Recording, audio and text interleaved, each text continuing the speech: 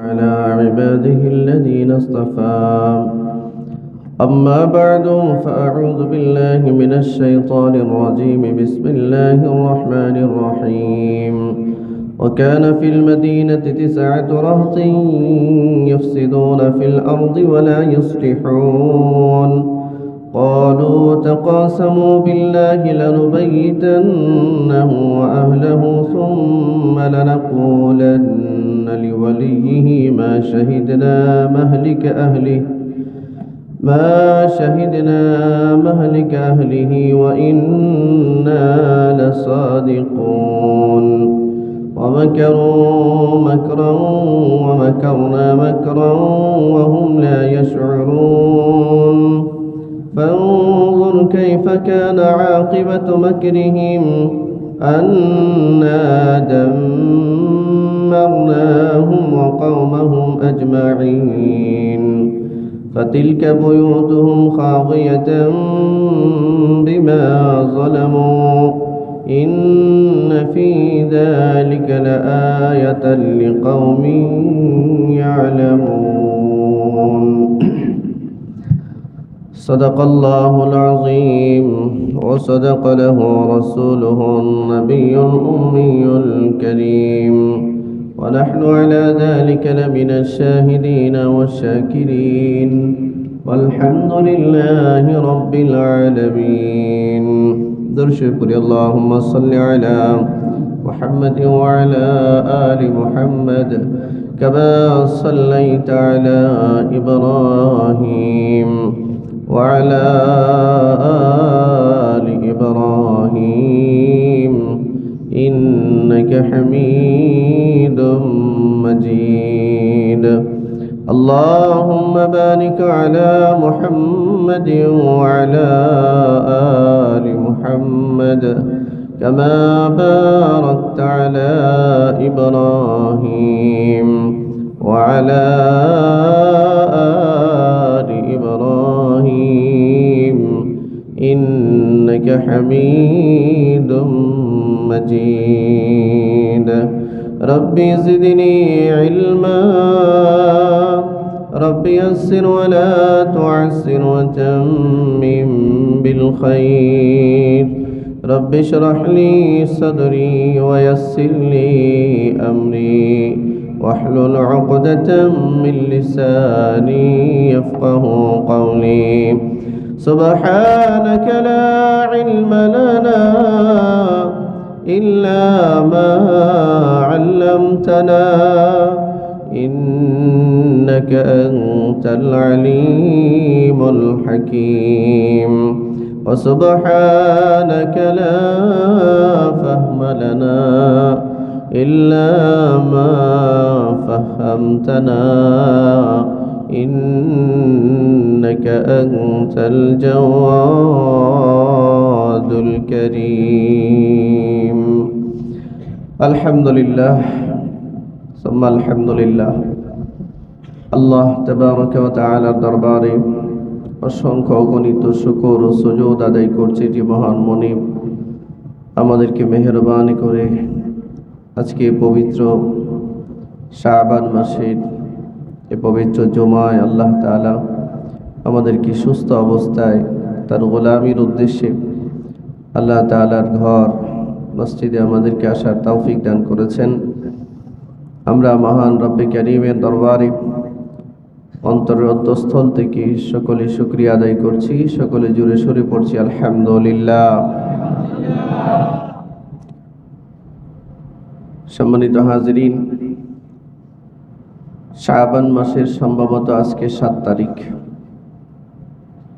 আগামী জুমায় পবিত্র লাইলাতুন নিসফি মিন শাবান অনুষ্ঠিত হবে ইনশাআল্লাহ। শাবান মাসটা ইবাদতের জন্য অত্যন্ত গুরুত্বপূর্ণ একটা মাস। হাদিস শরীফে রাসূলুল্লাহ সাল্লাল্লাহু আলাইহি ওয়াসাল্লাম, সকলে দুরূদ শরীফ পড়ুন, জবান খুলে পড়ুন, সাল্লাল্লাহু আলাইহি ওয়াসাল্লাম। নবীজি শাবান মাসে অত্যন্ত বেশি ইবাদতে আত্মনিয়োগ করতেন। উম্মাহাতুল মুমিনিন হযরত আয়েশা রাদিয়াল্লাহু তাআলা আনহা বলেন, রমজান মাসের পরে অন্য কোনো মাসে নবীজি এত রোজা রাখতেন না যত রোজা শাবান মাসে রাখতেন। রমজান মাস ছাড়া এত ইবাদত অন্য কোনো মাসে করতেন না যত ইবাদত শাবান মাসে নবীজি করতেন। তার মানে সর্বাধিক ইবাদত নবীজি রমজানের পরপরই যেই মাসে করতেন, এই মাসটার নাম কি বলুন তো? শাবান মাস। প্রশ্ন হলো, কেন ইবাদত এই শাবান মাসে নবীজি করতেন? উত্তর হলো, রাসূলুল্লাহ সাল্লাল্লাহু আলাইহি ওয়াসাল্লাম বলেছেন, একজন মানুষের সারা বছরের সমস্ত আমলনামা, সৎ আমল হোক আর বদ আমল হোক, সমস্ত আমলনামা এই শাবান মাসে আল্লাহ তাআলার কাছে পেশ করা হয়। আপনারা কি কথাটা বুঝতে পারছেন? নবীজি কেন বেশি ইবাদত করতেন? কারণ ছিল, রাসূল বলছেন, বান্দার সমস্ত আমল সারা বছরের, কত বছরের?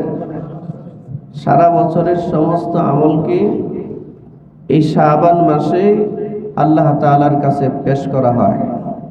তো নবীজি বলতেন, আমি চাই আমার আমলনামাটা এমত অবস্থায় আল্লাহ তাআলার কাছে পেশ করা হোক যে অবস্থায় আমি রোজাদার, যে অবস্থায় আমি ইবাদতগার। সুবহানাল্লাহ। আসতে বললেন কেন? আমাদের মধ্যে এই অনুভূতি আছে, এই যে একটা শাবান মাস যাচ্ছে, অনুভূতি কাজ করছে না। রাসূলুল্লাহ সাল্লাল্লাহু আলাইহি ওয়াসাল্লাম এই কারণে শাবান মাসে সর্বাধিক ইবাদত করতেন, সবচেয়ে বেশি ইবাদত করতেন রমজানের পরপরই।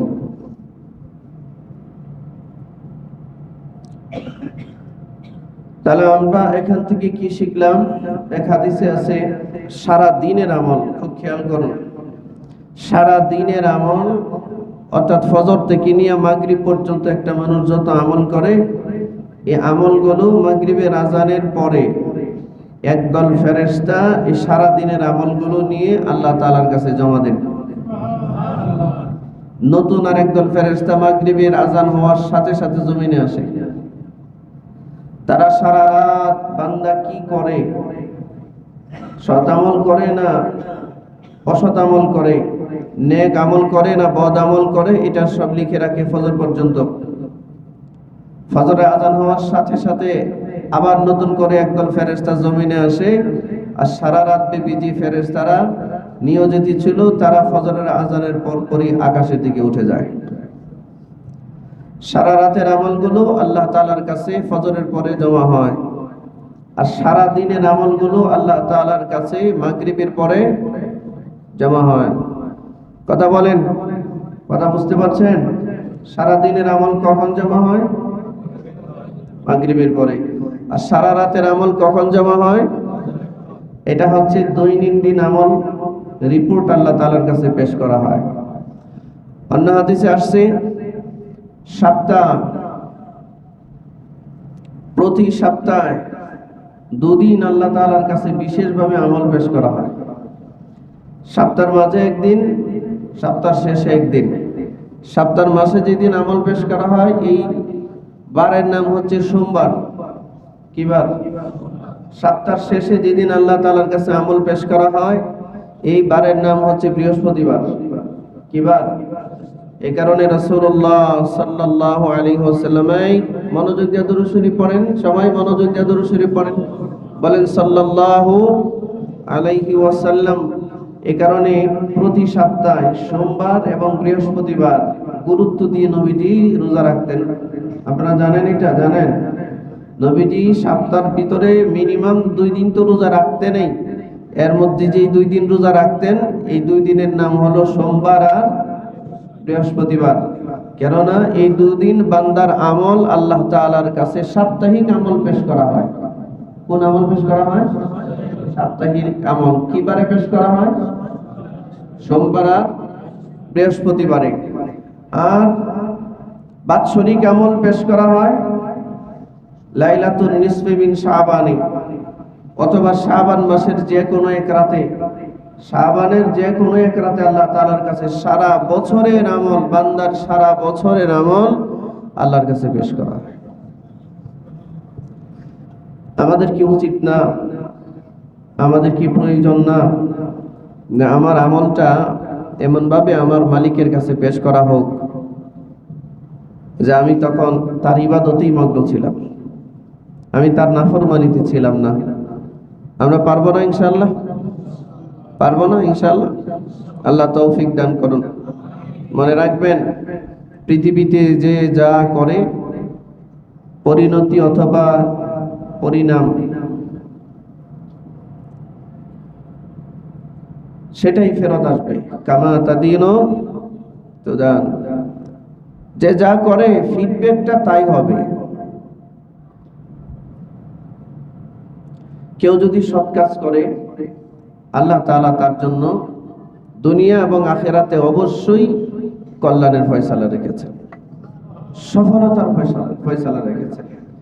কেউ যদি জুলুম করে, ভাই খেয়াল করুন, কেউ যদি অন্যায় করে, জুলুম করে, কেউ যদি অত্যাচার করে, পরিণতি তার এইটাই, দুনিয়াতেও আসবে এবং পরকালেও আসবে। প্রতিটা সৎ কাজের বদলা আল্লাহ নিজের হাতে বান্দাকে দিবেন, এবং প্রতিটা অসৎ কাজের, প্রতিটা জুলুমের বদলাও আল্লাহ তাআলা বান্দাকে দিবেন। জুলুম করবেন না কারো উপরে। সম্মানিত ভাইরা, পবিত্র শাবান মাস আপনাদের কাছে, আমি যদি আগামী জুমায় আসি ইনশাআল্লাহ শাবান সম্পর্কে, লাইলাতুন নিসফ এবং শাবান সম্পর্কে আলোচনা হবে ইনশাআল্লাহ। তবে আজকে এতটুকু মেসেজ দিলাম, সময় যেহেতু কম আমাদের হাতে, রমজান অত্যাসন্ন, শাবান মাসটা যেন হেলায় খেলায় আমরা নষ্ট না করি, একটু বেশি ইবাদত করবো ইনশাআল্লাহ। বলেন ইনশাআল্লাহ? কারা কারা চেষ্টা করবো ইনশাআল্লাহ? আল্লাহ আপনি তৌফিক দান করেন। বেশি বেশি কোরআন তেলাওয়াত করবেন, বেশি বেশি জিকির আজকার করবেন, খুব বেশি ইস্তেগফার করবেন। আস্তাগফিরুল্লাহ পড়েন, আস্তাগফিরুল্লাহ, আস্তাগফিরুল্লাহ। সংক্ষিপ্ত একটা ইস্তেগফার, আস্তাগফিরুল্লাহ। আরে যেই নবীর জীবনে কোনোদিন একটা গুনার দাগও লাগে নাই, তিনিও মিনিমাম প্রতিদিন 100 বার ইস্তেগফার করতেন। নবীজি দিনে 100 বার ইস্তেগফার করতেন, তাহলে আমাদের কতবার করা দরকার? যার জীবনে একটা গুনাহ নাই, গুনার কোনো দাগ নাই, তিনি দৈনিক 100 বার ইস্তেগফার করতেন। তো সেই অনুযায়ী আমাদের তো রাত দিন 24 ঘন্টা ইস্তেগফারই পড়ে থাকার কথা, যে পরিমাণ গুনাহ আমরা করি, ঠিক না? কানের গুনাহ, চোখের গুনাহ, মুখের গুনাহ, চিন্তার গুনাহ, গুনার গুনাহ, গুনার বাজার গরম। আচ্ছা যাই হোক, যে গুনাহ করবে পরিণতি তার সেটা হবে, যে সৎ কাজ করবে সুফল আল্লাহ তাকে অবশ্যই দিবেন, ঠিক কি না? জোরে বলেন। সম্মানিত ভাইয়েরা, আপনাদের সামনে আমি আল্লাহর জমিনে আল্লাহর দ্বীন কায়েমের, আল্লাহর জমিনে আল্লাহর আইনের প্রয়োজনীয়তা সম্পর্কে কথা বলছিলাম। আসমান সৃষ্টি করেছেন আল্লাহ, জমিন সৃষ্টি করেছেন আল্লাহ, মানুষ সৃষ্টি করেছেন আল্লাহ, অত্যন্ত যত্ন করে মানুষ সৃষ্টি করেছেন। এই মানুষ স্বাভাবিক আল্লাহ তাআলার নিয়ম মোতাবেকই জীবন পরিচালনা করবে, এটা হচ্ছে একটা স্বাভাবিক কথা। যিনি স্রষ্টা তার বিধান অনুসারে মানব জাতি চলবে, এটাই তো নিয়ম। কি বলেন আপনারা? আকাশ সৃষ্টি করেছেন কে? আল্লাহ। আপনাদের কি ধারণা আল্লাহ আকাশ সৃষ্টি করেছেন, আকাশকে এমনি ছেড়ে দিয়েছেন কোনো নিয়ম নীতি না দিয়া? আল্লাহ এই আসমান কার নিয়মে চলে বলেন তো? সবাই বলেন তো। জমিন কার নিয়মে চলে? চন্দ্র কার নিয়মে চলে? সূর্য কার নিয়মে চলে? তারকা পুঞ্জগুলো আকাশে কার নিয়মে ওঠে? সমস্যা হলো শুধু মানুষের, উল্টা পাল্টা করে শুধু মানুষ। এই কারণে আল্লাহ তাআলা দুনিয়াতে যুগে যুগে হাজার হাজার লাখো নবী পাঠিয়েছেন, পথ দিয়েছেন। ওয়াহাদাইনাহুন নাজদাইন, আমি তোমাদের সামনে দুইটা পথকে উন্মোচিত করলাম, একটা সৎ পথ, হেদায়েতের পথ, আর একটা অসৎ পথ, গুমরাহির পথ। আমি তোমাদেরকে আকল দিলাম, জ্ঞান দিলাম, সত্যটা উপলব্ধি করারও একটা ফিতরতি ইলম, একটা স্বভাবজাত জ্ঞান আমি আল্লাহ তোমাকে দিয়েছি। তুমি সহজে এটা অ্যানালাইসিস করতে পারো, এটা কি তুমি রিয়েলাইজ করতে পারো, এটা সৎ, এটা অসৎ। এটার জন্য বড় আলেম হওয়া লাগে না। একটা রিক্সাওয়ালা কেউ থাপ্পড় মারলো, এটা জ্ঞানী হোক, বড় লোক হোক আর ছোট লোক হোক, মূর্খ হোক আর শিক্ষিত হোক, বিবেক তার বিরুদ্ধে আচরণ করবে। আহারে, নিরীহ একটা মানুষকে কেন থাপ্পড়টা দিলাম? করবে না? বিরুদ্ধে আচরণ করবে না? এই ফিতরতি ইলম বান্দাকে আল্লাহ তাআলা দিয়েছেন। মানুষের উচিত আল্লাহর দেওয়া ইলম দিয়ে, আল্লাহর দেওয়া জ্ঞান দিয়ে, আল্লাহ যে সিরাতে মুস্তাকিম, আল্লাহ যে হেদায়েতের রাস্তা বলে দিয়েছে নবী রাসূলদের মাধ্যমে, আল্লাহ যে বিধিবিধান দিয়ে আল্লাহ তার মহাগ্রন্থ আল কোরআন নাযিল করেছেন, কোনো প্রশ্ন ছাড়া মানুষের আল্লাহর দেওয়া বিধানের সামনে আত্মসমর্পণ করা, এটা প্রতিটা মানুষের দায়িত্ব ছিল। কি বলেন আপনারা? যদি মানব জাতি সারেন্ডার করতো আল্লাহর বিধানের সামনে, তাহলে আজকের পৃথিবীতে এভাবে আগুন জ্বলে না। জালিম মানুষের উপরে জুলুম করতে পারে না। আল্লাহর বিধান মেনে নিলে ব্যক্তি জীবন থেকে শুরু করে পারিবারিক জীবন, রাষ্ট্রীয় জীবন, আন্তর্জাতিক জীবন, সব জীবনে আল্লাহ যে ইনসাফের আলোচনা, যে ন্যায়ের আলোচনা কোরআন মাজিদে করেছেন, গোটা সমাজ ব্যবস্থাটা, গোটা রাষ্ট্র ব্যবস্থাটা আমাদের জন্য একটা সুন্দর সুফল বয়ে নিয়ে আসতো। আজকে ডানে বামে তাকাইলে আগুন, মারামারি, কাটাকাটি, এ তার বাড়ি ভাঙতেছে, সে তার বাড়ি ভাঙতেছে, ঠিক না?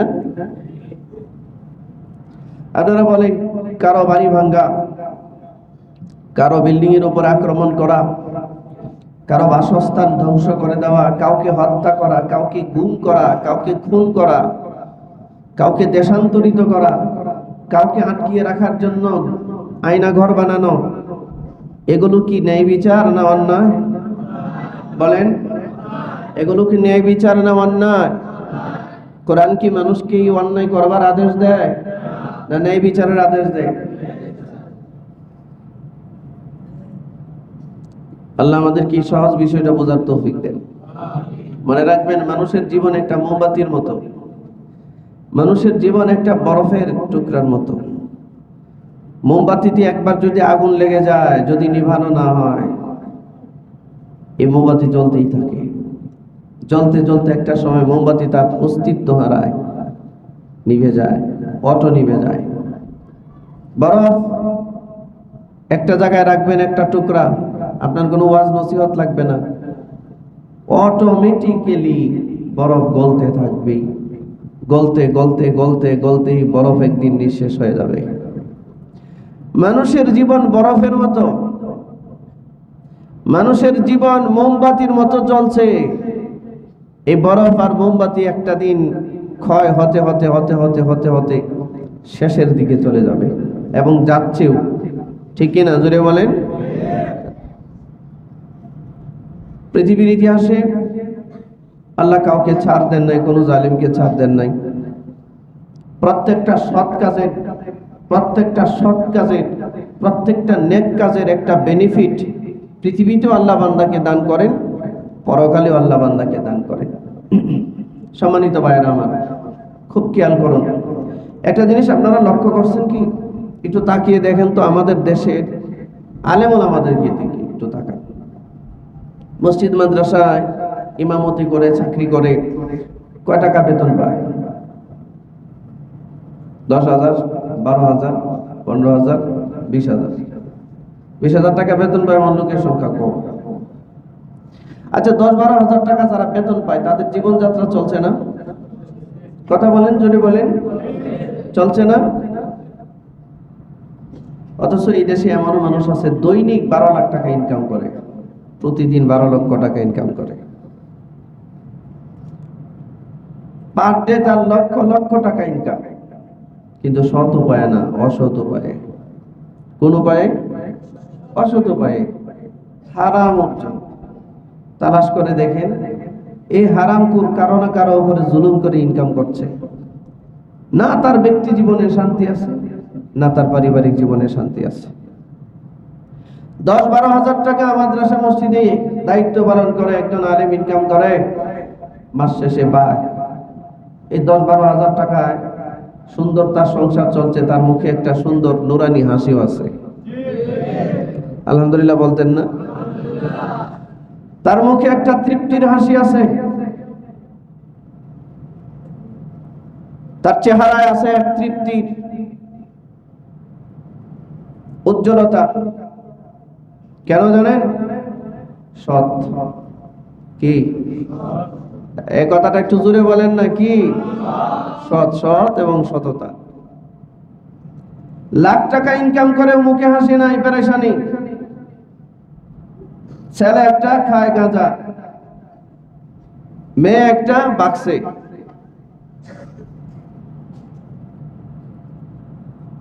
একটা খায় হিরোইন, একটা খায় ইয়াবা, বউ একটা বাড়িতে থাকে না, কই জানি চলে যায়, স্বামী জানে না। বলেন 1 লাখ টাকা ইনকামের কি দাম? বললো আছে? হারাম। হারাম হারাম মানুষকে আরাম দেয় না ভাই। জুলুম কখনো মানুষকে শান্তিতে রাখে না। সততা, অল্প স্বল্প, দুনিয়াতে যতটুকু সুখে থাকবার কথা, এই সততার ভিত্তিতে আল্লাহ তাকে ততটুকু সুখ আর শান্তি দুনিয়াতে নসিব করেন, পরকালে তার জন্য অপূরন্ত সুখের ঠিকানা জান্নাতের ফয়সালা রাখেন। পৃথিবীর প্রত্যেকজন জালিমের হিস্সা আল্লাহ বুঝিয়ে দিয়েছেন। এই মর্মে আপনাদের সামনে এক গুত্র জালিমের কিছু কথা আজকে তিলাওয়াত করলাম। এই বিষয়টা নিয়ে কিছু কথা বলতে চাই, বাকি আলোচনা ধারাবাহিক চলবে ইনশাআল্লাহ। আল্লাহ তাআলা বলেন, وكان في المدينة 9 رهط يفسدون في الأرض ولا يصلحون। আল্লাহ তাআলা বলেন, وكان في المدينة, ওই শহরে 9 رهط, 9 মানে 9, 9 মানে কি? রাহতিন মানে ব্যক্তি, কোথাও কোথাও আসছে দল।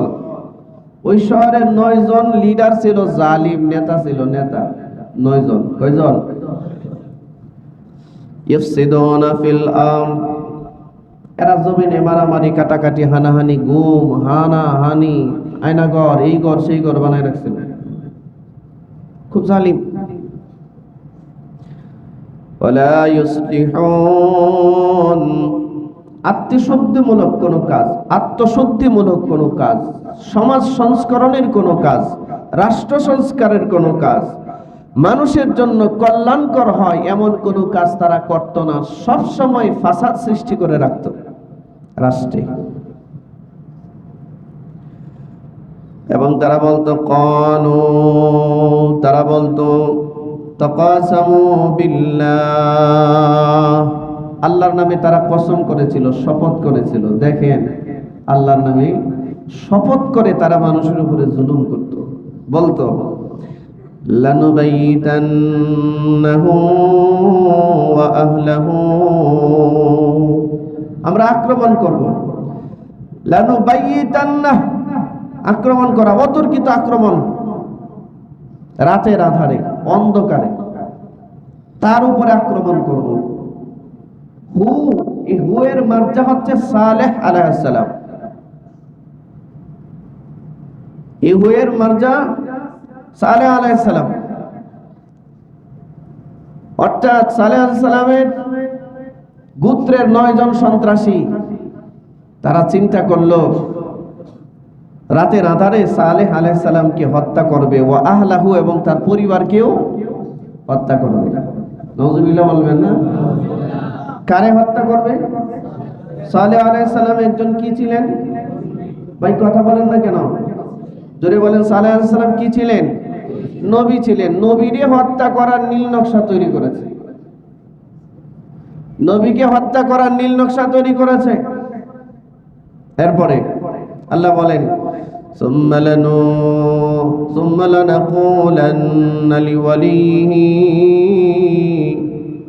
এবং তারা এই মর্মে শপথ করেছে আমরা পরে বলবো, সুম্মা লানাকুলান্না, আমরা অবশ্যই বলবো, লিওয়ালিহি, তার অভিভাবকদেরকে, তার উত্তরাধিকারীদেরকে হত্যা করার পরে বলবো, কি বলবো, মা শাহিদনা মাহলিকা আহলিহি, এই তোমার এই সালেহ নবীকে এবং তার পরিবারের লোকজনকে কারা হত্যা করছে আমরা মা শাহিদ না, আমরা এটা দেখি নাই, জানি না। অথচ হত্যাকারী কারা? আপনারা কথা বুঝেন নাই মনে হয়।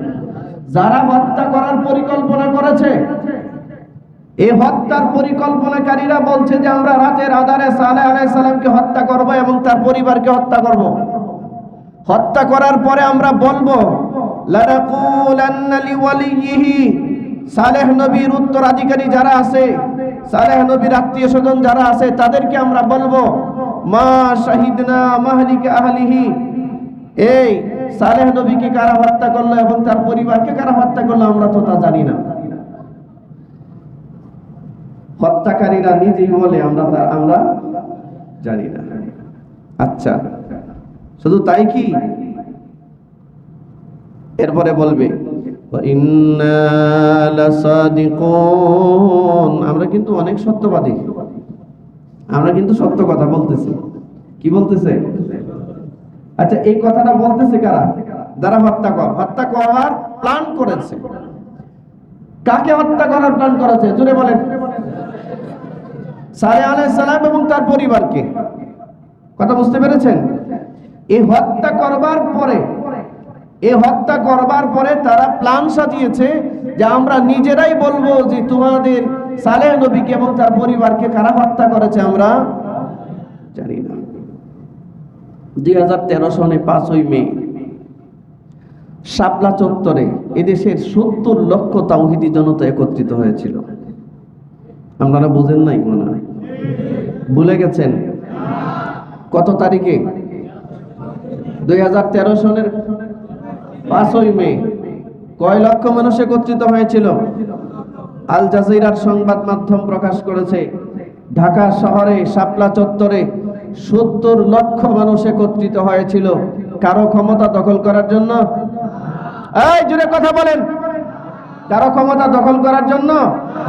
শুধুমাত্র আল্লামা শাহ আহমদ শফীর ডাকে 70 লক্ষ মানুষ একত্রিত হয়েছিল। ইমরান সরকারের মাধ্যমে সারা বাংলাদেশে আলেম ওলামা দাড়ি টুপি নবীর সুন্নাহর বিরুদ্ধে যে অবস্থান গ্রহণ করেছিল, তার প্রতিবাদে 70 লক্ষ মানুষ একত্রিত হয়ে প্রতিবাদ করেছিল। রাতের আঁধারে সমস্ত লাইটগুলো বন্ধ করে ঢাকা শহরকে অন্ধকার বানিয়ে চতুর্দিক থেকে র্যাব, পুলিশ, বিজিবি একত্রিত হয়ে নির্বিচারে গুলি করে শত শত মানুষকে হত্যা করেছে। ঠিক কিনা জোরে বলেন? সেই হত্যাকাণ্ডের দায় স্বীকার না করে স্বৈরাচার হাসিনা, এই হাসিনা সংসদে বক্তব্য দিয়ে বলেছিল, শাপলা চত্বরে কোনো মানুষ মারা যায় না। আলেমরা রং মেখে রাস্তায় শুয়েছিল, পুলিশ দৌড়ানি দিয়েছে, উঠে দৌড় দিছে। নাজুবিল্লাহ বলবেন না? এই কথাগুলো রেকর্ডেড আছে না? কথা বলেন না কেন? আমরা এই কথাগুলো বললে কিছু জানোয়াররা বলে হুজুর রাজনীতির আলাপ করতেছেন। জানোয়ার রাজনীতি কারে কয় তাও তো বুঝো না। তোমরা তো রাজনীতি বলতে বোঝো টেন্ডারবাজি করা, তোমরা তো রাজনীতি বলতে বোঝো সন্ত্রাসী করা, তোমরা রাজনীতি বলতে বোঝো চাঁদাবাজি করা। এটা রাজনীতি নয়। তোমরা এই জুলুমগুলো করেছো জমিনের উপরে, এই জুলুমগুলো করেছো। এরা যেমন 9 জন প্ল্যান করছে সালেহ আলাইহিস সালামকে হত্যা করবে এবং তার পরিবারকে হত্যা করবে, হত্যা করে নাটক সাজাবে, বলবে আমরা এটা জানি না। আচ্ছা বলেন তো, এদের কথার সাথে আমাদের হাসিনার কথার মিল আছে কিনা? রাজনীতি হয়ে গেল। আমরা বুঝি না কোরআন হাদিসের কোন কথা বলবো, যা বলি সব তো মিলে যায় এদের সাথে। হ্যাঁ,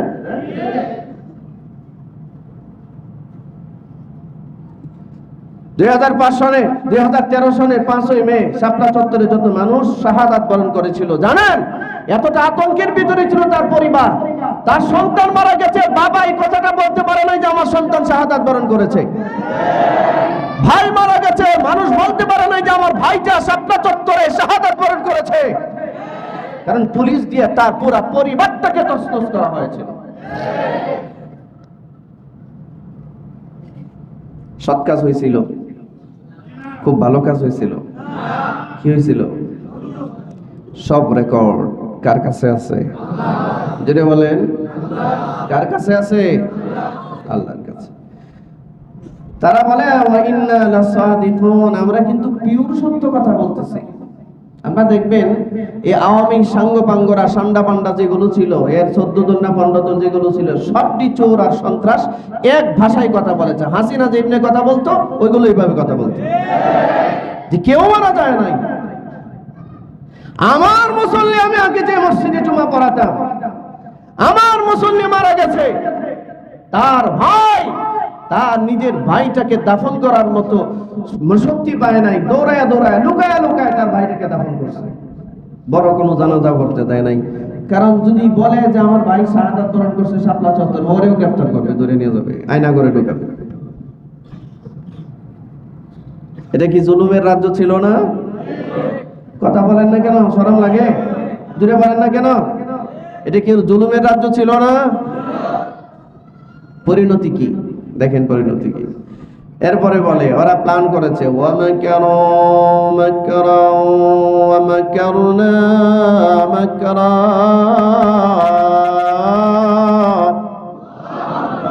ওয়ামাকারু মাকরা, এরা পরিকল্পনা করেছে, প্ল্যান করেছে জমিনে, দুনিয়ায়। এই প্ল্যানটা করছে কোথায়? পৃথিবীতে। ওই 9 জন নূহ সালেহ নবীকে হত্যা করার জন্য এবং তার পরিবারকে হত্যা করার প্ল্যান করেছে জমিনে। আল্লাহ বলেন ওমাকারনা মাকরা, আমি একটা প্ল্যান করছি, তবে এটা আসমানে। সুবহানাল্লাহ বলবেন না? আচ্ছা, জমিনের প্ল্যান, জমিনের পরিকল্পনা শক্তিশালী না?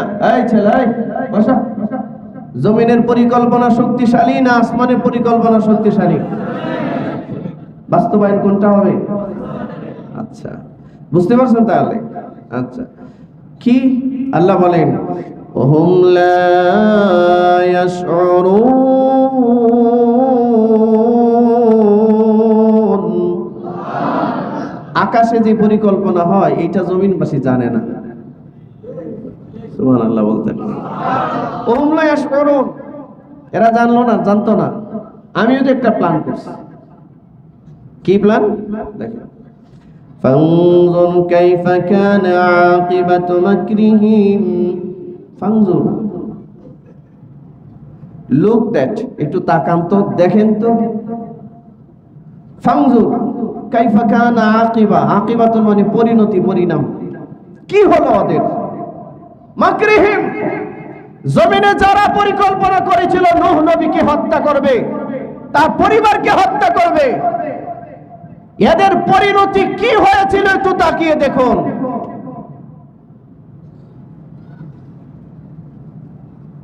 দুই 2013 সনে যারা আলেমদেরকে হত্যা করলো, এদের পরিণতি এখন কি হয়েছে একটু তাকিয়ে দেখুন। মিলে না? একটু একটু পুরাটা মিলে। এখন যদি বলেন হুজুরিতে ওয়াজ করেন না, তাহলে কোরআন মাঝে যে আয়াতগুলো আপনারা বাদ দিয়ে দেন, পারবেন? এই ক্ষমতা আছে কারো? তারপরে আল্লাহ রাব্বুল আলামিন বলেন আমার পরিকল্পনা আমি কেমনে বাস্তবায়ন করলাম। আন্না দাম্মারনাহুম ওয়া কওমাহুম আজমাঈন। দাম্মারনাহুম, আন্না দাম্মারনাহুম, এদেরকে আমি বিধ্বস্ত করেছি, এদেরকে আমি ধ্বংস করেছি, কাউকে ছাড় দেই নাই। আল্লাহ বলেন ওয়া কওমাহুম, এদের সম্প্রদায় সহ আজমাইন, প্রত্যেকটাকে আমি ধরেছি, এবং আমি ধ্বংস করেছি, একজনকেও ছাড় দেই নাই। 2024-এও কাউরে আল্লাহ ছাড় দেন নাই। প্রধানমন্ত্রী, স্বরাষ্ট্রমন্ত্রী, কিতামন্ত্রী, স্বরাষ্ট্রমন্ত্রী, এই মন্ত্রী, সেই মন্ত্রী, সংসদের স্পিকার, নেতা, উপনেতা, বাংলাদেশের 300-র উপরে এমপি, সব দেশটার এতিম বানায় সব গেল, একজনও থাকলো না। কথা বলে না ঠিক? এর আওয়াজ আসতে গেল, জোরে বলেন। মিলে নাই, ধরে নাই।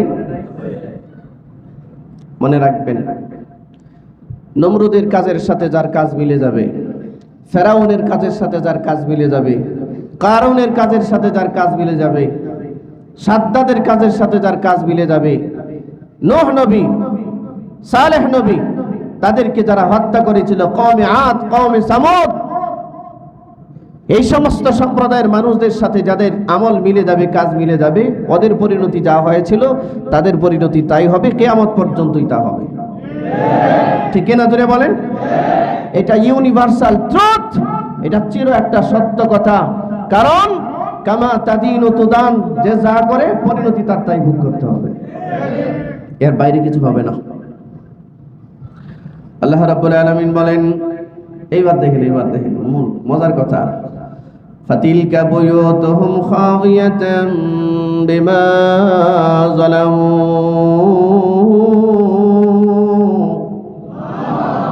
আসতে বলেন কেন? আল্লাহু আকবার, জোরে বলেন। আপনারা আজ যদি তাকবীর আসতে দেন তাহলে তেলাওয়াত করব না। গীতা পড়ছি নাকি? ত্রিপিটক, বাইবেল, তো কোরআন পড়ছি, তাহলে আপনারা আসতে আওয়াজ দেন কেন? এ কোরআন তো জান্নাতে আল্লাহ নিজে আমাদেরকে পড়ে শোনাবেন, তেলাওয়াত করে শোনাবেন। আল্লাহ তাআলা বলেন, ফাতিলকা বুয়ুতুহুম খাওয়িয়াতাম বিমা যালামু। আরেকটু জোরে, আরো জোরে। এমনি আওয়াজ দিলে তেলাওয়াত করা সম্ভব হবে, নাহলে হবে না। আমি তো কারি সাহেব না, তারপরে চেষ্টা করি আল্লাহর কোরআনকে কোরআনের মতো তেলাওয়াত করার জন্য। আল্লাহ বলেন, ফাতিলকা বুয়ুতুহুম, এই যে বাড়িঘর, এই যে বাড়িঘর, খাওয়িয়াতাম, কেমনে ধ্বংস হলো?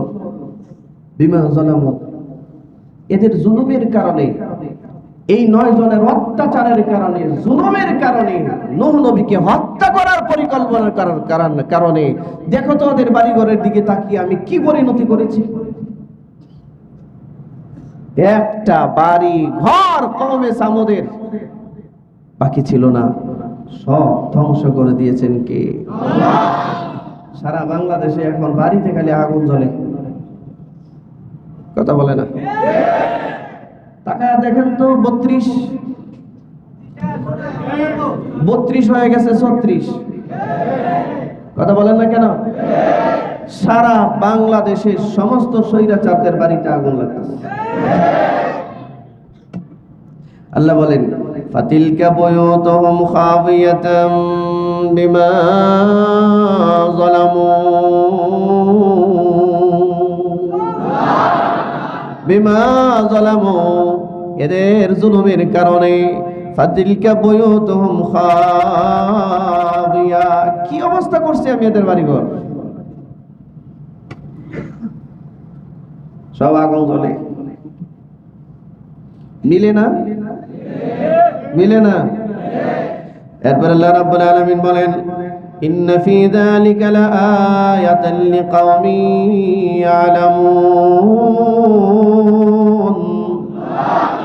ইন্না ফী যালিক, এই কাজের মধ্যে, নিশ্চয়ই এই কাজের মধ্যে, এই দৃশ্যের মধ্যে, এই পরিণতির মধ্যে লাআয়া, নিদর্শন আছে। কি আছে? জোরে বলেন। শিক্ষা আছে, নিদর্শন আছে। কার জন্য? লিকাওমিন ইয়ালামুন, যাদের ইলম আছে, যাদের জ্ঞান আছে, যারা জ্ঞানী মানুষ, যারা মানে, যারা মানার ইচ্ছা রাখে, এদের জন্য এই সমস্ত কর্মকাণ্ডের মধ্যে বহুত বড় শিক্ষা আছে। আর যাদের বাংলাদেশে আগুন জ্বলতেছে, যাদের বাড়ি ঘরে আগুন জ্বলতেছে, এরা কোনো সৎ মানুষ ছিল না, ঠিক কিনা জুড়ে বলেন? সৎ মানুষের বাড়িতে কেউ আগুন লাগায় না। সৎ মানুষের বাড়িতে মানুষ আরো সিকিউরিটি দেয়, নিরাপত্তা দেয়, ঠিক কিনা জুড়ে বলেন? আজ ওদের বাড়িতে আগুন লাগতেছে, দেশের মানুষ আফসোস পর্যন্ত করে না, কারণ এদের এক বাড়িতে আগুন লাগে ওরা আরো 50 বাড়ি আগুন দিয়ে অতিথি পুরাইছে, কিনা জুড়ে বলেন? তো যারা আগুন দিয়া মানুষের বাড়ি পোড়াইছে, যারা বন্দুকের গুলি দিয়া ঝাঁঝরা করে এক একটা মানুষকে হত্যা করেছে, যারা খুন করেছে, যারা গুম করেছে, যারা আয়না করে মানুষকে ঢুকিয়েছে, আজ এদের বাড়িতে আগুন লাগলে মানুষের দরদ লাগে না, কারণ এটা প্রকৃতির নিয়ম অনুযায়ী বিচার হইতেছে। কামা তাদিনু তুদান, যে যা করে ফিরত তাই আসবে। আমার ভাইরা, এখন আপনারা বলেন হুজুর তাহলে আপনি উস্কানি দিতেছেন, লাগা কারো আগুন উস্কানি দিচ্ছেন? বিশ্বাস করুন, বাংলাদেশে এখন যতগুলো ঘরে বাড়িতে আগুন লাগছে, প্রত্যেকটা আগুনের বিরুদ্ধে আমি।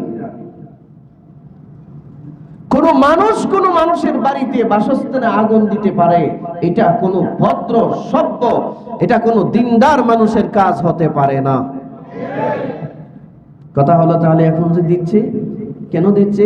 এরা যে আগে দিচ্ছে এই জন্য দেয়। আমরা কি ধরে রাখতে পারবো? কি বলেন আপনারা? আমরা কি ধরে রাখতে পারবো?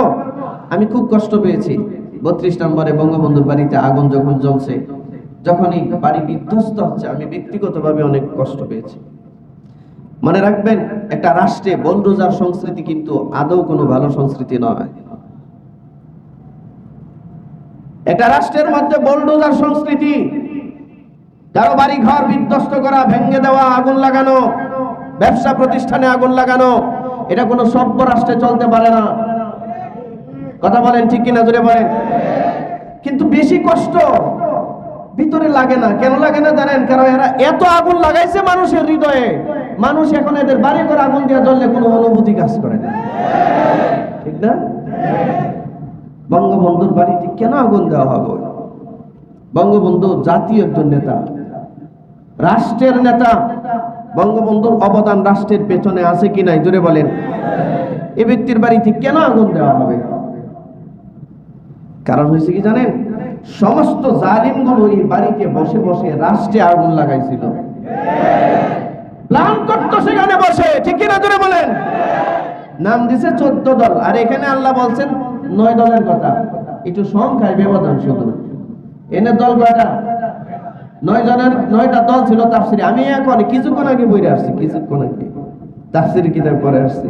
এই 9 জনে 9টা রাহতিন, এই 9 জন ব্যক্তির 9টা দল ছিল। 9 ঐক্যবদ্ধভাবে সিদ্ধান্ত নিয়েছে হযরত সালেহ নবীকে হত্যা করতে হবে এবং তার পরিবারকে হত্যা করতে হবে। একই প্ল্যান করেছিল আবু জাহেল।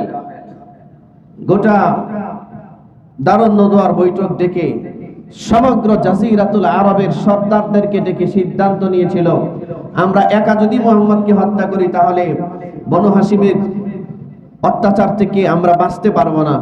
সুতরাং প্রত্যেকটা গোত্র থেকে একজন করে শক্তিশালী যুবককে রেডি করো, প্রত্যেকটা গোত্র থেকে, প্রত্যেকটা বংশ থেকে একজন যুবককে রেডি করো।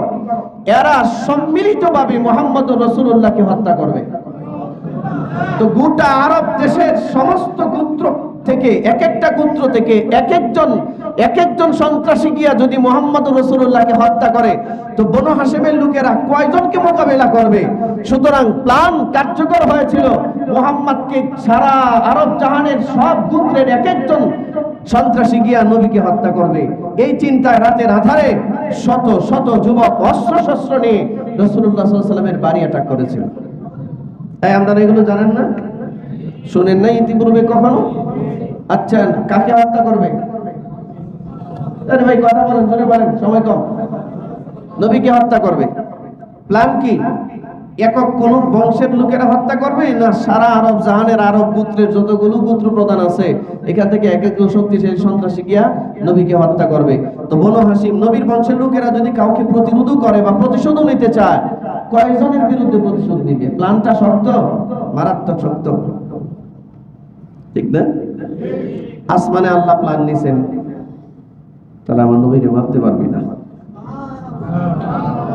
চোখের সামনে দিয়ে নবীজি চলে গেল। জিবরিল আইসা বলে, হুজুর একটু মাটি হাতে নেন।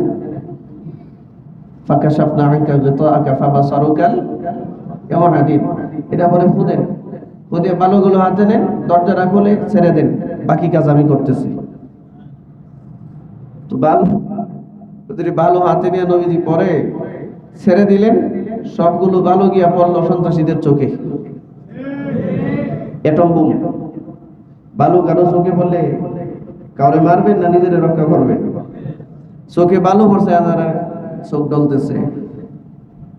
নবীজি সামনে দিয়ে যায়, যারা আসতে বলেন সুবহানাল্লাহ। প্ল্যানটা কোনটা কার্যকর হইল? জমিনেরটা না আসমানেরটা? আসমানেরটা। সেই আসমানওয়ালা এখনো আছে নাকি, না অবসরে চলে গেছে? তাহলে আমাদের চিন্তার কারণ নাই। আমেরিকা যতই প্ল্যান করুক লাভ হবে না, রাশিয়া যতই প্ল্যান করুক লাভ হবে না, ফ্রান্স মুসলমানদের বিরুদ্ধে যতই প্ল্যান করুক লাভ হবে না, ইন্ডিয়া আমাদের বিরুদ্ধে যতই প্ল্যান করুক লাভ হবে না। কারণ জমিনের প্ল্যান বিপর্যস্ত হয়, ধ্বংস হয়, প্ল্যান বাস্তবায়ন হয় আসমানেরটা। সেই আসমানওয়ালা যেহেতু এখনো আছে, আমাদের চিন্তার কোনো কারণ নাই, থাকতে পারে না, এটাই স্বাভাবিক নিয়ম। আচ্ছা, এখন কথা হলো এই ঘটনাটা, এগুলো কি জন্য আল্লাহ নাজিল করছেন? আপনারা সালেহ নবীর নাম শুনছেন? সালেহ আলাইহিস সালামকে সামুদ গোত্রে আল্লাহ নবী হিসেবে পাঠাইছেন। কোন গোত্রে? সামুদ গোত্রের নবীর নাম কি? সালেহ নবী। তারা তো মানলই না, নবীরই পিটাইতে যায়, মারতে যায়। তারা প্রমাণ চাইলো, আচ্ছা তুমি যে নবী এটার একটা প্রমাণ দাও আমাদেরকে। বলো তোমরা কি ধরনের প্রমাণ চাও? অলৌকিক একটা প্রমাণ দাও। বললো, আমি যদি এই পাথরের ভিতর থেকে একটা উট, জীবন্ত উট বের করে নিয়ে আসতে পারি, তোমরা কি এটা মনে করবা যে আমি নবী? হ্যাঁ মনে করবো। তো সালেহ আলাইহিস সালাম পাথরের ভিতরে একটু ওনার হাত দিয়ে স্পর্শ করলেন, বললেন, স্পর্শ করলেন, আল্লাহর কুদরতে শক্ত পাথরের ভেতর থেকে জীবন্ত একটা উটনি বের হয়ে আসছে। সুবহানাল্লাহ, একটু জোরে বলেন সুবহানাল্লাহ। আল্লাহ এটা পারেন কি পারেন না? চূড়ান্ত প্রমাণ তাদের সামনে। সালেহ সালাম বলল, আচ্ছা উট তো বেরিয়েছে, উটনি তো বেরিয়েছে, তোমরা এখন কি করবে? বলে, এটা তোমার জাদু। জাদু? এটা কি জাদু? মক্কার কাফেররা ঠিক একই কথা রাসূলুল্লাহকে বলেছিল। এখনো আমরা যখন দ্বীনের কথাবার্তা বলি, তো আমাদেরকে এই বর্তমান দেশের আবু জাহেলদেরটা তারা বলে এরা তো ধর্ম ব্যবসা করে, ধর্ম ব্যবসা। আমরা বুঝি ধর্ম ব্যবসা করি। এখন তো আর জাদু বলতে পারে না, কারণ আমাদের কাছে তার মুজিজা নাই, কারামতও নাই। এখন আমরা কি কয়? ধর্ম ব্যবসায়ী। আর নির্বাচনের আগে টুপি পরে কারা? ওরা। নির্বাচনের আগে পট্টি বাঁধে কারা? ওরা। নির্বাচনের আগে হাতে তসবিহ নেই কারা? ওরা। আর ধর্ম ব্যবসায়ী কয় আমরা। হায় হায়, বাংলাদেশের শয়তানগুলো এদেরকে দেখলে হাসে। আমরা আর কি শয়তান? এরা তো প্রকৃত শয়তান আমাদের সামনে ঘুরতেছে, ঠিক না? জোরে বলেন। ধর্ম ব্যবসা নামটা বুঝে শুনে নিয়েন। মানুষ যদি সুযোগে পায় জুতাইতে পিটায় কিন্তু হাড় গুড় ছুড়াই লাগবে একবারে, ঠিক না? ধর্ম ব্যবসা করো তোমরা, আমরা ধর্ম ব্যবসা করি না এই দেশে।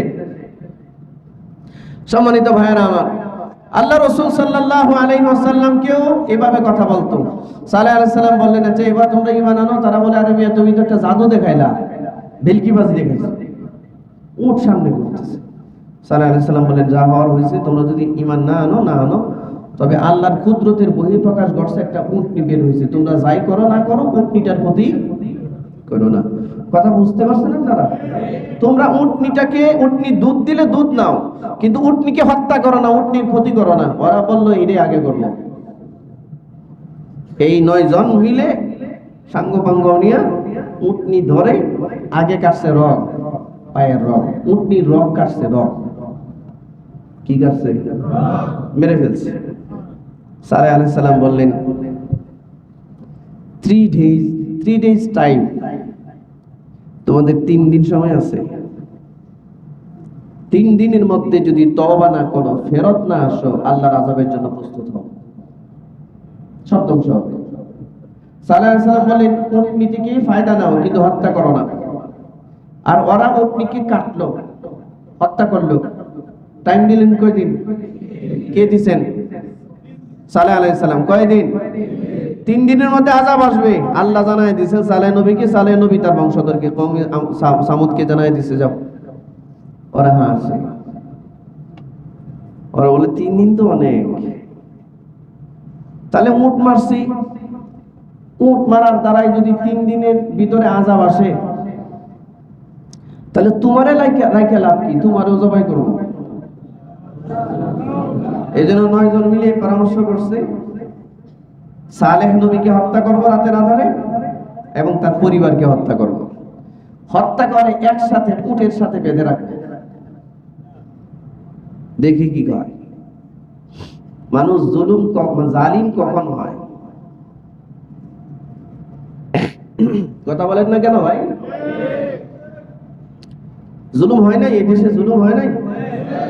জায়গায় এটা বলে লাভ নাই, এটা বললে সারাদিন লাগবে, সময় শেষ। শোনেন, সালেহ আলাইহিস সালাম 3 দিন সময় দিয়া যেই পাহাড়ের পাথর থেকে উট বের হয়েছিল, ওই পাহাড়ের উপরে তিনি একটা ইবাদতের জন্য ইবাদতখানা বানাইছিলেন, মসজিদের মতো করে। ওখানে তিনি সালাত আদায় করতেন, ইবাদত করতেন।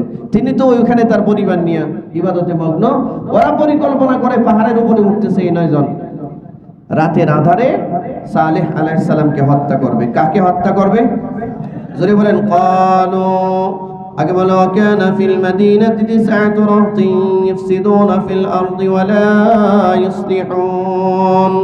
ক্বালু তাকাসামু বিল্লাহি লানুবাইতান্নাহু ওয়া আহলাহু থুম্মা লানাকুলান্না লিওয়ালিয়িহি মা শাহিদনা মাহলিকা আহলিহি ওয়া ইন্না লাসাদিকুন।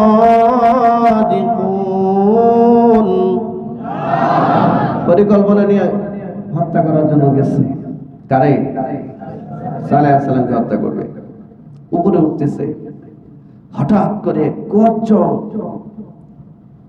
অতর্কিত এক গর্জন চলে আসছে।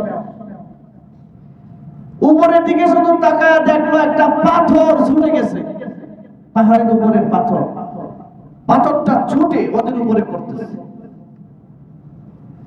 দৌড়ায় একটা গুহার ভিতরে গিয়ে ঢুকলো। মানে পাহাড়ের ভিতরে গুহা থাকে না, এই গুহার ভিতরে ঢুকছে। তাফসীরে কিতাবে আসছে ওই পাথরটা পুরা বরাবর এই যে গর্তের ভিতরে ঢুকছে, এই গর্তের মুখের মধ্যে এসে বসছে। এমন পাথর, এই 9 জন কেন, 9 লক্ষ মানুষ ধাক্কায় ওই পাথর সরানো সম্ভব না। আজও পর্যন্ত কওমে সালেহ, কওমে সামুদের সেই সন্ত্রাসীরা, 9 সন্ত্রাসীরা সেই পাথরের গুহার ভিতরে প্রবেশ করেছিল, সেখানেই তারা মারা গেছে। আর বাকি যেগুলো ছিল নিচে, উপর থেকে একটার পর একটা পাথর পড়ে সবগুলোর মাথা থেতলে মাথা থেকে মগজ বের হয়ে গেছে। আর পাথর এত ভাবে চতুর্দিক থেকে পাহাড় থেকে নিচে নেমে আসছে, প্রত্যেকটা পাথর বাড়ির উপর দিয়ে এমন ভাবে গেছে বর্তমানের বুলডোজার জেনে যায়। এই বুলডোজার আবার ওই বুলডোজারের সংস্কৃতির সাথে মিল আছে। ওইটি ছিল পাথর, এইটি হয়ে গেছে এখন বুলডোজার। কথা বুঝতে পারছেন? এমন ভাবে গেছে বাড়ি ঘরের কোন চিহ্ন টিহ্ন। এজন্য আল্লাহ তাআলা বলেন, শোনো, আল্লাহ রাব্বুল আলামিন বলেন, ফাতিলকা বুয়ুতুহুম খাওয়িয়াতাম বিমা যালামু। এই যে বাড়িঘর, জুলুমের কারণে দেখো কি অবস্থা হয়েছে। সম্মানিত ভাইরা, এরা এদের রাজনৈতিক সিদ্ধান্তের সাথে রাষ্ট্রের কেউ যদি সম্মতি প্রকাশ না করত, তখনই তারা তাদেরকে নিষ্ঠুরভাবে প্রতিদ্বন্দ্বী মনে করত, ঠিক কিনা? বাড়ি ঘরে আগুন দিত, মামলা দিত, গায়েবী মামলা। এদেশে লক্ষ লক্ষ গায়েবী মামলা ছিল, ঠিক কিনা জোরে বলেন? লাখ লাখ গায়েবী মামলা। হেফাজতে ইসলামের সমস্ত আলেমদের বিরুদ্ধে শত শত মামলা দিয়েছিল। বিরুদ্ধে যত মানুষ এই দেশে বিরোধী রাজনীতি করতো সবার বিরুদ্ধে গায়েবী মামলা, হাজার হাজার মামলা। আমিও জানতাম না আমার বিরুদ্ধে মামলা, কি কারণে মামলা জানতাম না। তো আমাদের দেশের একজন বিখ্যাত আলেম আছেন, মুফতি মুস্তাকুর নবী সাহেব, নাম শুনছেন আপনারা। এবেটা থাকে ইয়েতে কুমিল্লা, সুদর্ণপূর্ণা কোথায় থাকে। তো মামলা দিয়েছে সাভারে নাকি গাড়ি ঘোরাইছে, থাকে থাকে কুমিল্লা, আর গাড়ি ঘোরানোর মামলা দিয়েছে কোথায়? সাভারে। এই হইল হালত আমার ভাইয়েরা। এগুলো কি জুলুম ছিল না? জুলুম ছিল না? কুমিল্লাতে একজনের বাড়িতে চতুর্দিক দিয়ে বাড়ি করে আগুন দিল, খন্দকার মোস্তাকের বাড়িতে। এই আমাদের দেশে আরেকটা লোক আছে, এর নাম গোলাম মোল্লা রনি, নাম শুনছেন না?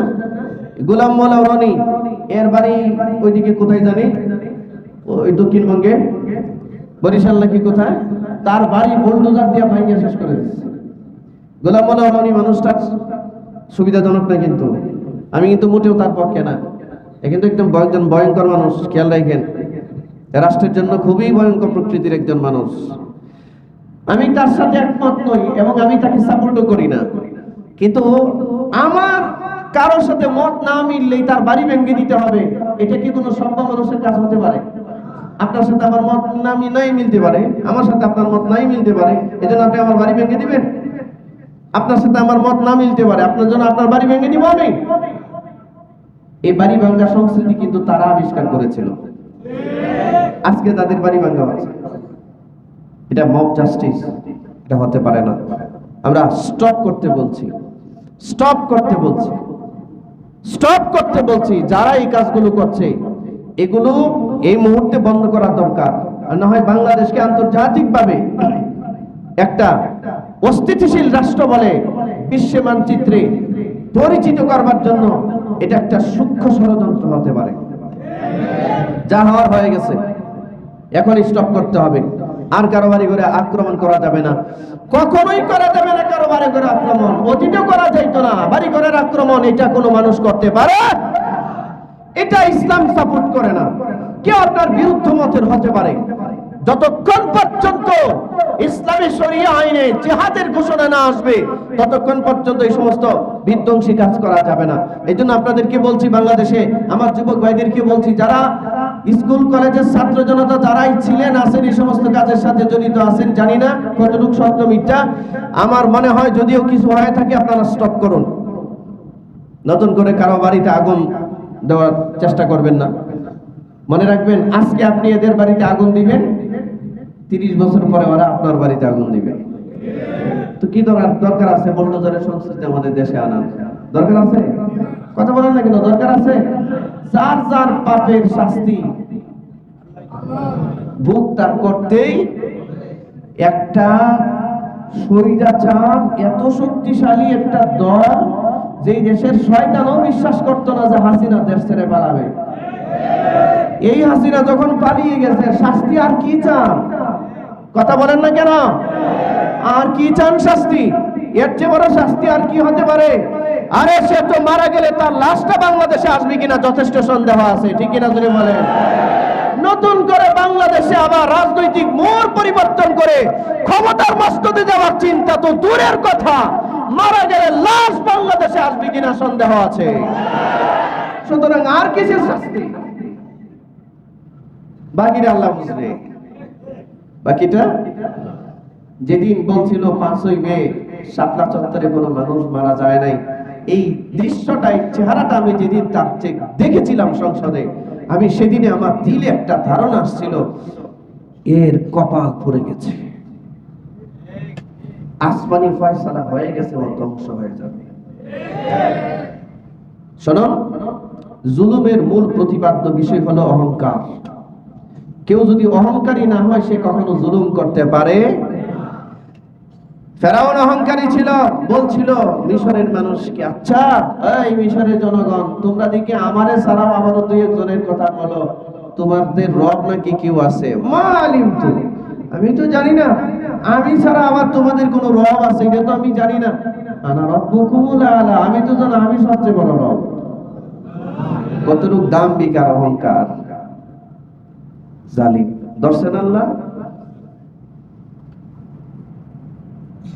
এই অহংকারীদেরকে জমিনে আল্লাহ ছাড় দেন না। সুতরাং আমাদের কি শিক্ষা? এটা ইবাদতের মাস। বাংলাদেশের সমস্ত ছাত্র জনতা, তৌহিদি জনতা সকলকে আহ্বান করছি, শুনুন, কারো বাড়ি ঘরে আগুন দেওয়ার চেষ্টা করবেন না। যদিও জালিম হয়, প্রাপ্য বুঝাইয়া দেওয়ার মালিক কে? ইমাম আহমদ ইবনে হাম্বল রাহমাতুল্লাহি আলাইহির কাছে হাজ্জাজ ইবনে ইউসুফের ব্যাপারে এই আলেমরা জানবে, হাজ্জাজ ইবনে ইউসুফ ইসলামের ইতিহাসে কত বড় জালিম ছিল। হাজার হাজার সাহাবীকে হত্যা করেছে। এই হাজ্জাজ ইবনে ইউসুফের নেতৃত্বে কাবা শরীফের চত্বরে আগুন দেওয়া হয়েছিল। হাজ্জাজ ইবনে ইউসুফের নেতৃত্বে কাবার কালো গিলাপে আগুন দেওয়া হয়েছিল। এত বড় জালেম ছিল। শত শত সাহাবীকে ফাঁসির কাছে ঝুলিয়েছিল, হত্যা করেছিল। হাজ্জাজ ইবনে ইউসুফ, যারা জান্নাতি ছিলেন তাদেরকে হত্যা করেছিল এই হাজ্জাজ ইবনে ইউসুফ। এই হাজ্জাজ ইবনে ইউসুফের ব্যাপারে ইমাম আহমদ ইবনে হাম্বল রাহমাতুল্লাহি আলাইহির কাছে একজন লোক অভিযোগ করছে, এমন কঠোর ভাষা, এমন অশ্রাব্য ভাষা, এমন ক্ষতিকর ভাষা কথা বলছে। ইমাম আহমদ ইবনে হাম্বল বলেন, এই চুপ করো, চুপ, কি হইছে তোমার? তুমি এমন ভাষায় কথা বলছো কেন হাজ্জাজ ইবনে ইউসুফের ব্যাপারে? বলে, হুজুর, হাজ্জাজ ইবনে ইউসুফ এত বড় জালিম, এতগুলো সাহাবী হত্যা করেছে, আল্লাহর ঘর কাবা চত্বরে আগুন দিছে, কাবার গিলাপে আগুন দিয়ে দিছে, আমরা তার ব্যাপারে আর কি কথা বলবো? হযরত আহমদ ইবনে হাম্বল বলেন, শোনো, কাবার গিলাপে আগুন দিয়া হাজ্জাজ ইবনে ইউসুফ জালিম হয়েছে, সাহাবায়ে কেরামদেরকে হত্যা করে জালিম হয়েছে, জনসাধারণকে হত্যা করে জালিম হয়েছে। এই জালিমের উপরে আবার তুমি জুলুম করো না। আমি কথাটা বুঝাইতে পারলাম? আপনারা বুঝেন নাই মনে হয়। হযরত আহমদ ইবনে হাম্বল বললেন, শোনো, কাবার চত্বরে আগুন দিয়ে হাজ্জাজ ইবনে ইউসুফ ইতিহাসের পাতায় সবচেয়ে বড় জালিম হয়েছে। শত শত সাহাবীকে হত্যার মধ্য দিয়ে হাজ্জাজ ইবনে ইউসুফ বহুত বড় জালিম হয়েছে। কিন্তু এই জালিমের উপরে তুমি যে ভাষায় কথা বলছো, এটা কিন্তু আরেকটা জুলুম। সুতরাং জালিমকে তার প্রাপ্য বুঝে পাওয়ার জন্য সময় দাও। তুমি আবার তার উপরে এত চড়া হইও না যে জালিমের উপরে আবার জুলুম হয়ে যায়। আমি কথাটা বুঝাইতে পারলাম না? জালিম জুলুম করছে, প্রতিদান অবশ্যই পাবে, ঠিক কিনা জোরে বলেন? পরিণতি ভোগ করতেই হবে। কিন্তু জালিমের উপরে এমন কিছু করা যাবে না, এটা আবার জালিমের উপরে জুলুম হয়ে যায়, ঠিক কিনা? সুতরাং বাংলাদেশের সমস্ত ছাত্র জনতা, তৌহিদি জনতাকে বলবো, আর কারো বাড়িতে যেন আক্রমণ না হয়। একটা বাড়িতে আক্রমণ হওয়া এটা কাম্য নয়। হচ্ছে জালিম, হচ্ছে অত্যাচারী, অত্যাচারীর বিচার হবে, তার বাড়ির জায়গায় বাড়ি পড়ে থাকবে। এটাতে আমাদের ধরা দরকার নাই। ইতিহাসের কাঠগড়া এই বাড়ি একদিন সাক্ষী দিবে, এটা অমুক জালিমের বাড়ি ছিল। তো বাড়ি ভাঙ্গা লাইলে আর এটা হবে কি? বলেন, আরে ভাই কথা বলেন না কেন? কারো বাড়ি বোলডোজার দিয়ে আপনি একদম মাটির সাথে মিশাইয়া দিলেন, লাভটা কি? পরবর্তী প্রজন্ম তো জানতে পারবে না যে এটা অমুক জালিমের বাড়ি ছিল। কি বলেন আপনারা? লেখা থাকার দরকার যে এটা অমুক জালিমের বাড়ি। এটা ভাঙ্গো না, না ভেঙ্গে লিখে দাও এটা অমুক জালিমের বাড়ি, এটা অমুক স্বৈরাচারের বাড়ি লিখে দাও। তার বাড়ির চারপাশে লিখে দাও এটা অমুক স্বৈরাচারের বাড়ি। ইতিহাসের পাতায় লেখা থাকবে, পরবর্তী প্রজন্ম এই বাড়ি জিয়ারত করবে, আর আবু জাহেলের বাড়ির মতো একটু থুতু দিয়ে আসবে। ওইটা করো, বাড়ি ভাঙ্গো না করো। ভাঙ্গাচোরার মধ্যে কোনো ফায়দা নাই, ঠিক কিনা জোরে বলেন? রাগ করলেন, গোসা করছেন, কি করব ভাই? আমরা তো একদিকে বয়ান করতেছে, হ্যাঁ, তো আয়াতগুলো সামনে চলে আসে, মিলে যায়, ওদের সাথে এই জামানার জালিমদের কাজ মিলে যায়। তবে আমাদের শিক্ষা কি? আমরা কেউ জুলুম করব, আমরা কেউ জালিম হব। এই সবে বরাত সামনে, লাইলাতুন নিসফি মিন শাবান সামনে, আমরা সৎ পথে চলবো ইনশাআল্লাহ। কোনো জুলুমের সাথে, কোনো হত্যাযজ্ঞের সাথে আমাদের কোনো সম্পর্ক, কোনো ধ্বংসযজ্ঞের সাথে আমাদের কোনো সম্পর্ক হতে পারে না। আল্লাহ তৌফিক দান করুন। ওয়া আলাইনা ইল্লাল বালাগ।